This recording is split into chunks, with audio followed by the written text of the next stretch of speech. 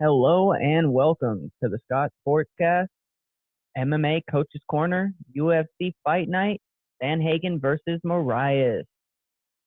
I am joined today with my co-host. How you doing, George Scott? Yo, what is going on, Scott Sportscast Nation? We're here. We're breaking down the UFC fight card. We got a great lineup for you. So why don't we go ahead and just jump right into things now? Get into our first fight here. Yeah, we got a good verse of guys, people that can finish, a lot of finishers on this card, people that can knock you out, people that can submit you, and we got a well-balanced mix of matchups. So let's go ahead and dive on into it. So for our first fight, we have Yasif Zalal taking on Aila Torpuna. Ela. What was it? Ela. Ela, yeah. Ela Torpura. So Torpura is he's a not 8-0 UFC kind of debuter right now. He has won 8 fights, all by finishes, 7 submissions, and 1 knockout. The guy's just a finishing machine. And now he's going to take the plunge and see how the UFC is. Well, I'm nervous about my first mission. But I think he's going to do pretty well. His opponent is on a 3-fight win streak, all by decision. He is kind of more of a jack of all trades, master of none. Doesn't have the best hands, doesn't have the best wrestling or jiu-jitsu, but it's adequate. I see a pretty good matchup here that's probably going to go to the ground. What do you think about this matchup? Yeah, Ela, he has some pretty good Greco-Roman wrestling. That's his base. Even though, what's his name? Zal. What is it? Zal? Yeah. Zal. Zal. All right. Yusuf. Yusuf. Anyway, he's probably the better wrestler of the two, but we all know that Greco-Roman and freestyle wrestling are different. That's why they're different Olympic sports.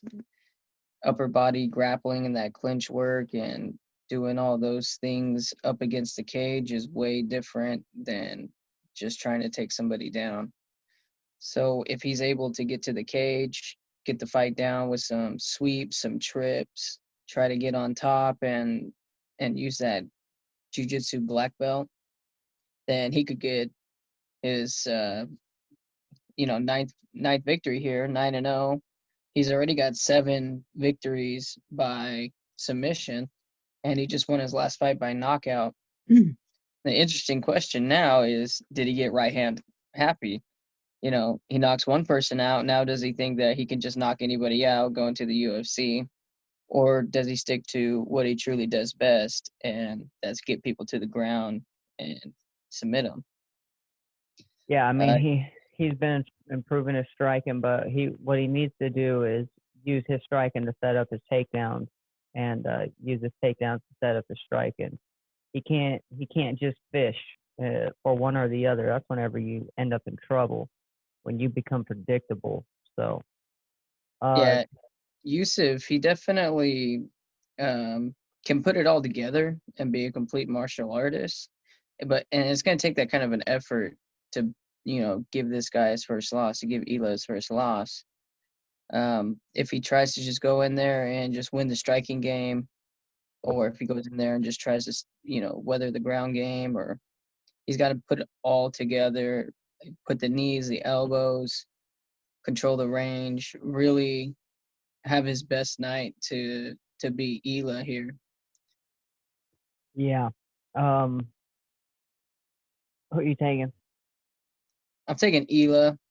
I think he moves to 9-0, gets the submission of the night bonus. Yeah. I definitely concur with that one. I see the same exact thing. That jiu-jitsu is just way too high class to where it's just gonna be a rough day if it goes to the ground. But I mean, he's shown that he's an adequate striker too, with some power. If you get caught napping and thinking you can just tee off on him. So, yeah, we concur there. So, our next fight, we have Tom Aspinall taking on Alan Badot. Alan Badot, knock out power. This guy, home run hitter. I think all of his fights he's won are by like TKO and knockout. Fast, compact, explosive. Haven't really seen his ground game because he's knocking everybody out before it goes to the ground. So I'm not too sure there, but he did get knocked out one time going with the champion in the organization he was in at the time. Tagged the champion, rocked him, and then he's still able to slip under and land a hook of his own. So the champion knocked him out cold. I think that something similar can happen like that today or tomorrow against his opponent, Tom Aspinall. This guy I really like. Nice boxing background. He's been training recently with Tyson Fury to work on the finer tunings of his boxing in his hands. He mixes it up well. He can submit you if you go to the ground. So he's just a very dangerous fighter. And I see that making Allen can get a little wingy with his punches. But I think that's whenever Aspinall can really come in, step in, land that straight, and just put a hurting on him with those crisp punches rather than those long and looping punches that take a long time to get there. So, I see Aspinall winning this fight by TKO. We'll go TKO.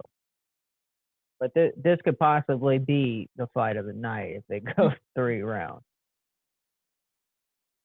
Yeah, this is an interesting fight. Like you said, Allen here, he has been dropping people left and right. His only mistake came, he got too eager, saw blood in the water, got hit with the counter punch. Shows you just what type of a champion the other guy was. But if that's your only loss, you come back strong and you're finishing fights, then it's hard to pick against.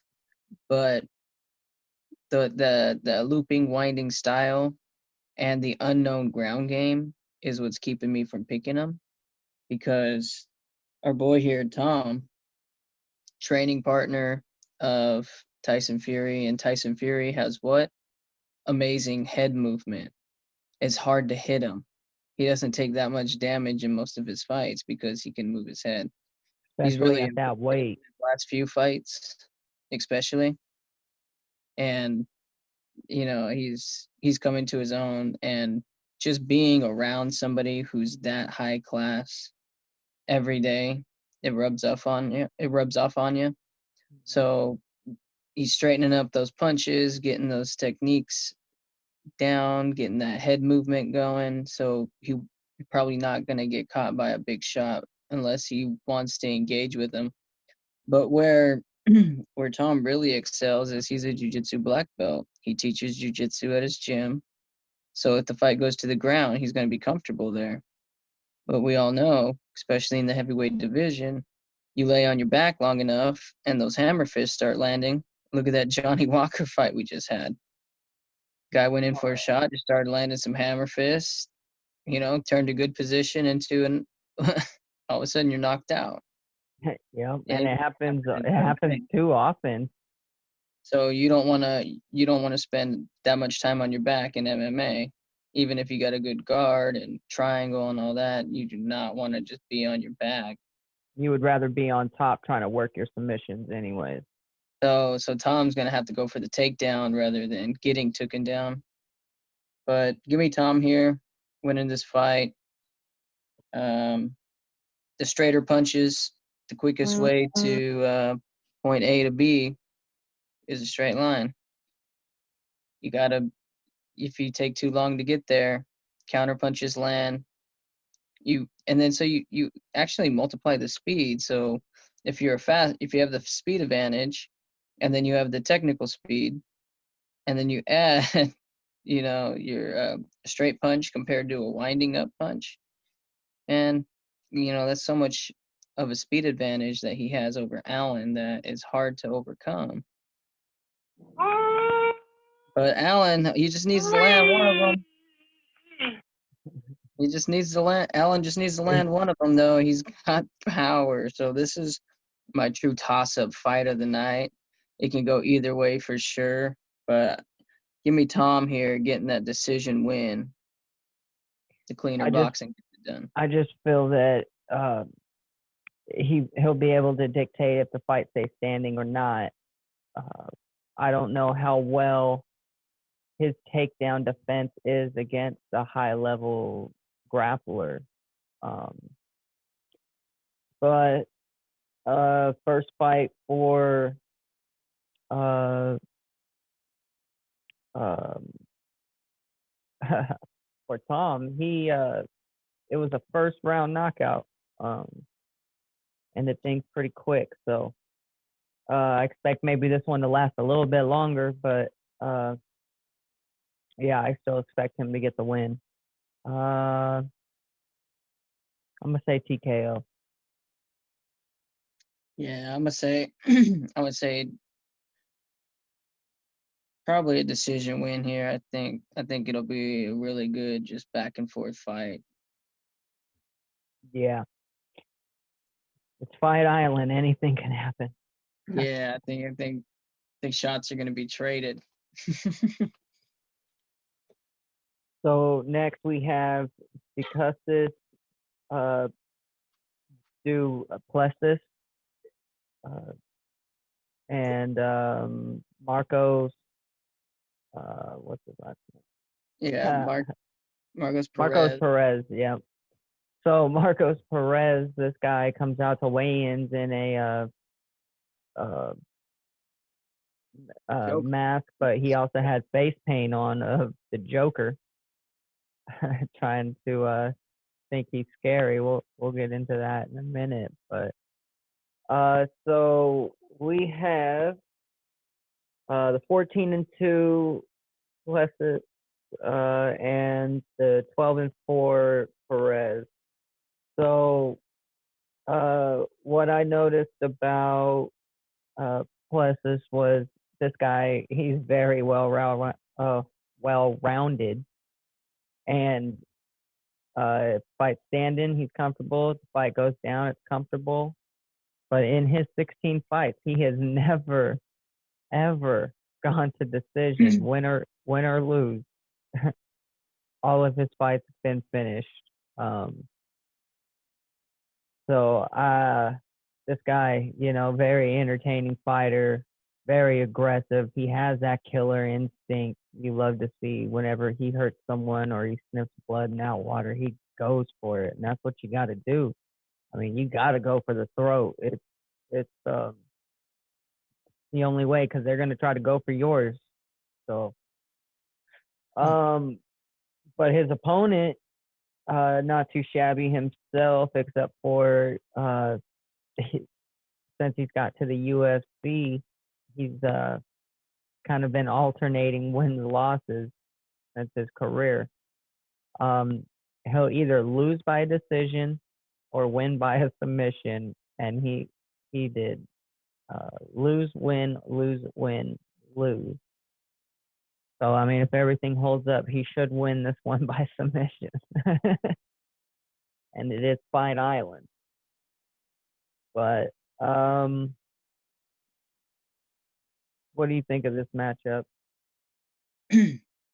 Yeah, at the weigh-ins over here, you're Marcos Perez, like you said, wore that mask not because he wanted to be cool, not because he wanted to be the Joker, but because he didn't want people to see him. The guy's scared. He's hiding. A metaphorical mask. The psychology of it. The guy, he doesn't want to fight. He doesn't want to fight Darkos here. He's scared. He's running.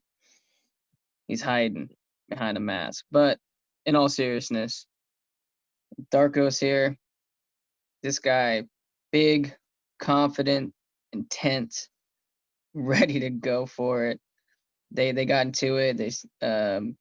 Perez started jawing off during the stare down. So Darkos just stood his ground, held that ground the entire time, did not blink, just stared this dude right in his soul and let him know that, hey, come Saturday night is murder. So give me Darkus here, murder. Murder. Hell yeah. Yeah, I think Darkos is he's got good wrestling, good ground game, good striking, good power. He has a huge size advantage. Perez is just way too inconsistent. I just can't comfortably take somebody that is consistently 500. So give me Darkus here by murder. By murder. I'm gonna take a slightly different approach to that, but I'm gonna go by submission for the grappler. So we both agree on the fighter though. Yeah, Darkus is gonna be my knockout of the night prediction. Nice. Okay, so next up we have Ben Rothwell taking on Marion Tabara. So Tabara, he's good when he's grappling, when he's on top, not so much when he's on his back. He can land some good ground and pound, move and transition well from there. He got knocked out twice, and then he got 2 decision wins after. So this guy's brain has been rattled for a while now. I don't like that for him coming into this fight. I don't feel like he's had enough time to recover from all of that damage. But at the same time, you got to strike when the iron's hot, I guess, And one person that's going to strike and try to take that iron off of his head is Ben Rothwell. The seasoned vet. He's been doing this for a long time. He just fought, what was his last few fights? Lost to Andre Arlovski. And then he won 2 fights, 2 decisions. One split decision against OSP, which was really nice to see because that was a great fight. And OSP, that's no easy task. So, I mean, you got Rothwell who loves that clinch and dirty boxing. smother you against the cage, but make you pay. So interesting fight here. What do you have of it? Yeah. I think that Marcin, he's just been. I think he just been rocked too many times. He got knocked out twice. Just got knocked out by Sakara, who's not really known for just putting people to sleep like that. Really dominated him in the clinch. And where does Ben Rothwell do his best work? Oh, in that clinch. So this is a bad matchup for Marcin. I just don't see how you can take a guy coming off of 2 straight losses that are KOs like that. Look pretty bad. Um, Ben Rothwell, every time you count him out, all of a sudden he wins. And you're just like, what? Like, how? He's still doing this? It's I like remember watching people, him when we first started doing martial arts. Like yeah, he was already a vet. Like dang, like 17 years ago. What the hell's yeah. going on here? So he's been here for a while. I remember him just being rocked against the cage, and then he kind of lulls you in and then counter punches you in the middle of exchanges like he did with Brendan Schaub and other people. He just floors you. I don't know if getting rocked helps him in a fight. I don't know. I don't know how he's gonna look against a young guy, but give me Ben Rothwell here, probably getting a knockout, but uh, I'm gonna say a decision just to be safe. I'll say a decision victory here over Marcin. Nice. I'm gonna take Rothwell as a TKO. I think he's gonna just pressure him. It might be late in the third where he just finally had enough. Big Ben, Ben just peppering him up. So our next fight is we have Edson Barboza versus Laquan Akamara. Or no, Akamani.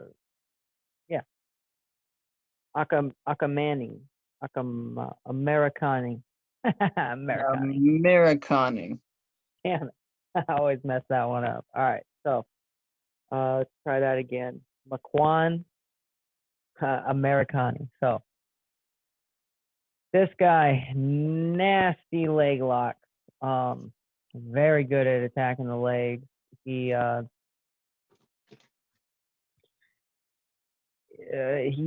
one of those guys that's more of a submission expert, and it's nice because he pulls out some of those more rare submissions that you don't normally see, like Anaconda choke. His last fight, he just won heel hook and all sorts of neat tricks that he has in his arsenal. So I really like his ground game. I feel if the fight gets there, he might be able just to do some big things. And his opponent, Edson Barboza, what can you say? Awesome striker, great kicks, power.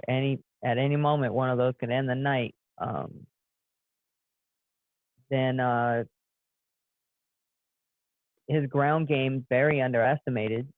I don't think people realize just how good his jiu-jitsu is.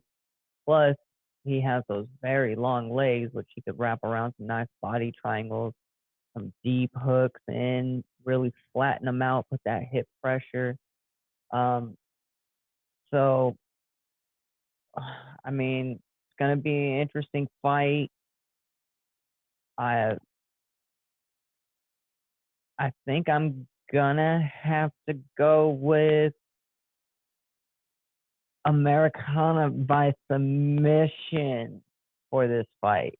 I think that Edson Barboza, coming off those 3 losses, even though they were 2 split decisions, I feel like he's just one of those fighters who's I don't know if he's ready for a title run at the moment.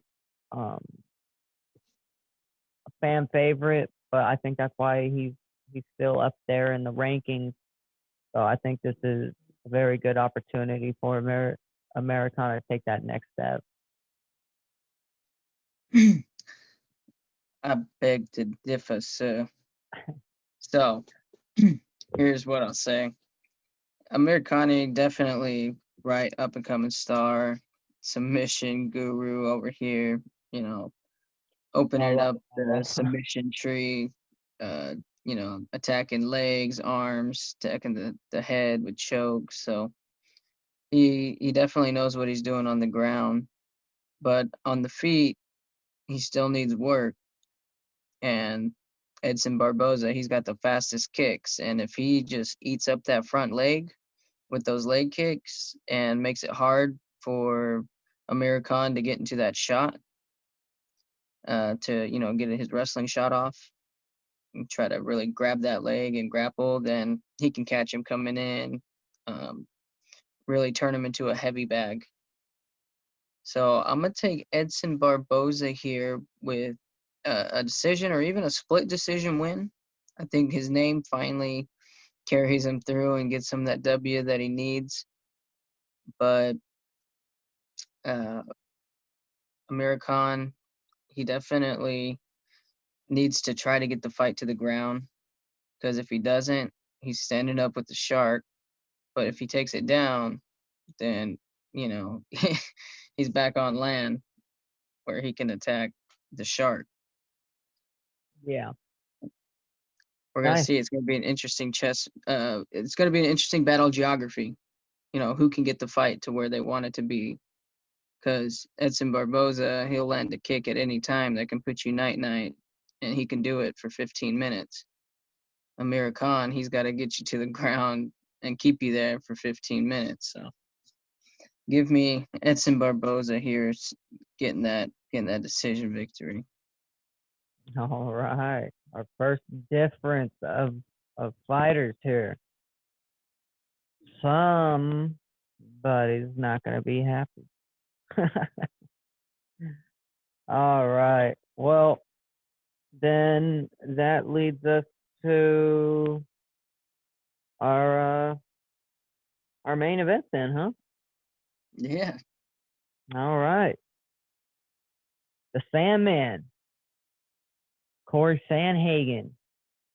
Call him the Sandman because he put people night. What this guy does.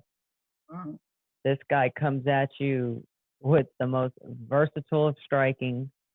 He's the kind of guy that's going to throw a couple spinning back elbows, not recklessly, but he has kicks, he has knees, he has elbows, he has punches, he has takedowns, he has submissions, he has bottom game, he has top game. It's impressive how well-rounded this kid is and how talented he is at most of it, because that's a lot of talents to learn in a short period of time. And he's really been coming on. Even though his last fight may have not shown that, he just ran into the stud of the division right now, and Jermaine Sterling. So his opponent, a guy who has a very kick-heavy offense. He likes very powerful kicks too. I mean, at any moment he can floor you, knock you out. He has probably some of the best power in the division. He can wrestle a little bit, but if this went to the ground, I would have to take Sandhagen all day. Moraes just in his last fight that he won, it was against Jose Aldo, which, let's be real, Jose Aldo ain't who he used to be. This guy is like, what, on his 72nd MMA fight or something crazy like that. You just can't be the best for that long. It's just not going to happen. And right now, I think it's almost time for Jose just to hang him up, if it's not been past time. But I like Sandhagen in this one, especially if he gets you on that ground. He's going to come at you with that like Clay Guida-like pressure, just swarming you, be in your chest, landing ground and pound, passing your guard, just being busy, being disruptive, and landing some damaging shots. His striking is phenomenal as well. So give me the Sandman in this one. Yeah, I think By Corey decision. okay, by decision. By decision. Yeah, I think Corey Sandhagen, real solid fighter, does everything right. Comes out trying to finish fights. That's why they call him the Sandman, he puts people out. Now, the thing that he needs to focus on is coming out hot, because last time he was in the ring, he came out cold against Aljamain Sterling, and the Funk Master made quick work of him. Like, it was, less than 2 minutes, something like that. He just went out there and made it look easy. It was And a minute 28. yeah, so Corey Sandhagen has some redemption in mind.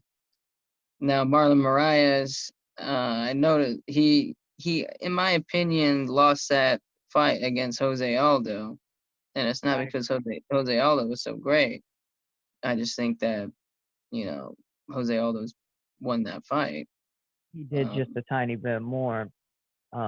But you got to Just remember, he also knocked out Sterling too. So yeah, like Moraes. So yeah, that was a while ago. But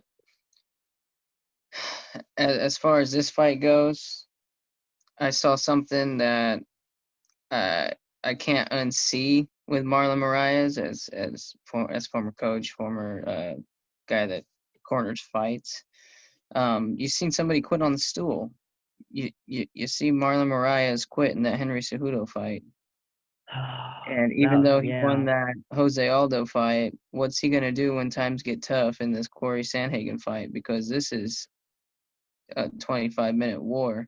And if he's willing to quit when the belt's on the line, is he willing to risk it all when the belt's not on the line? You know what I mean? Whenever his dream's at stake, he's willing to quit. And I can't unsee that. He's yeah, willing to quit on his dreams. He's willing to quit on himself. And that's I hard to don't even know. overcome. I don't even Once know you how you shatter could prove that glass, back. once you shatter glass, it's hard to piece it back together, and it'll never be the same. So give me Corey Sandhagen here by pouring it on him and just outworking and forcing this stop.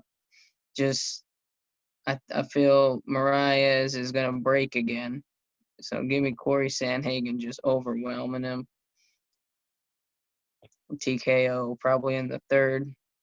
I don't know what fight it is, but I have a feeling we're gonna have a doctor stoppage this event. I feel the ref's gonna call off a fight because the doctor said someone's just bleeding profusely. That cut's too deep. I'm like something. I'm like, Breaking oh arm or something. yeah. I mean, heck, what was it? Tom broke somebody's leg whenever they tried to leg kick him, and he checked it. So Yeah. happened to at least one of the fighters on here. Yeah. So, All in all, looks like a pretty good event, though. I'm pretty excited. who's See your some gonna be people your throw some knockout of the hands. night? For my knockout of the night, I think I'm gonna go with Tom. I'm gonna go with Tom. All right, I'm going with Dirkus Duplessis, baby, getting it Nice. done, putting the Joker down by Very nice. murder. Murder. So Submission of the Alright. night. Submission You of got the night. I'm gonna give it to Americani. okay, Americani. I think he Yeah, can catch him, surprise some folks, really take that next step. I got Tom for submission of the night. Damn. I don't think it's gonna. I don't really know who's gonna get submission of the night. These are always so hard to tell. But if I have to pick one, I'll pick Tommy Boy here. He's a jujitsu teacher at his gym. He knows the ground game. Maybe he can get the ground to the. He can get the fight to the ground. Get into a good side control. Work for half guard or something. Land some good ground and pound. Get him to roll over. Take his back. Rear naked choke, some type of thing. But Yeah, who do you got for fight of the night? all of them. Oh man, there's so many potentials, man. That's the thing. That's why I'm excited for this card. Ben Rothwell, that might be an exciting fight, and might be one-sided. Um, you got two great strikers going at it, uh, with Tom and Allen, but man, I don't know. I might have to go with the main. Give me Edson Barboza in the fight of the night. Yeah, His that's kind of where I fight, him and Americana. was kind of thinking that, but I think that the sleeper fight of the card is going to be Yusuf versus Ela. I feel it's going to be a true display of mixed martial arts, and it's going to have periods where both fighters look amazing and the other looks terrible, but they're going to balance each other out a little bit, and Ela probably get it done, get another submission win. But that, I, f- I feel he'll Ela get submission of the night. I know I said Tom, but I'm changing it to Ela. So Ela submission of the night, and then I like it. Dirksis knockout of the night, and then fight of the night.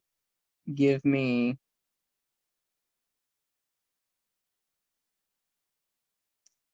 give me Tom and Allen.